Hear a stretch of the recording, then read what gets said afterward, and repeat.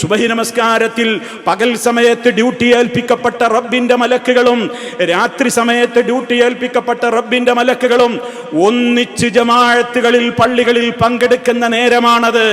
ആ സമയം ഇന്ന് ഉപയോഗപ്പെടുത്തിയവർ എത്ര പേരുണ്ട് നമ്മുടെ കൂട്ടത്തിൽ? ഓരോരുത്തരും ഈ ശബ്ദം ശ്രവിക്കുന്ന മുഴുവൻ ആളുകളും അവരവരോട് ചോദിക്കണം, ഇന്നെനിക്ക് സുബഹി ജമാഅത്ത് നിസ്കരിക്കുവാൻ സാധിച്ചിട്ടുണ്ടോ എന്ന്. കാരണം അതൊരു വല്ലാത്ത സമയമാണ്. നല്ല ഈമാനുള്ളവർക്കല്ലാതെ ആ സമയത്തിന്റെ പ്രാധാന്യം മനസ്സിലാക്കിക്കൊണ്ട് എഴുന്നേറ്റ് അതിന് പോകാൻ കഴിയില്ല. പോകുന്നവർ പോലും പലപ്പോഴും ഒരു റക്അത്തൊക്കെ നഷ്ടപ്പെടുത്തി രണ്ടാം റക്അത്തിലൊക്കെ അവസാനം ചേരുന്നവരായിരിക്കും.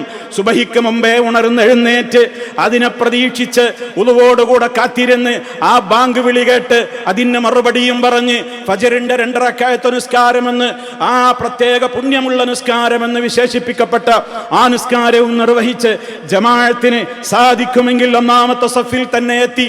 ഇനി അതിന് കിട്ടിയില്ലെങ്കിൽ ഇമാം തക്ബീറത്തുൽ ഇഹ്റാം നിർവഹിക്കുമ്പോ സഫിൽ തന്നെ നമ്മൾ ഉണ്ടായി.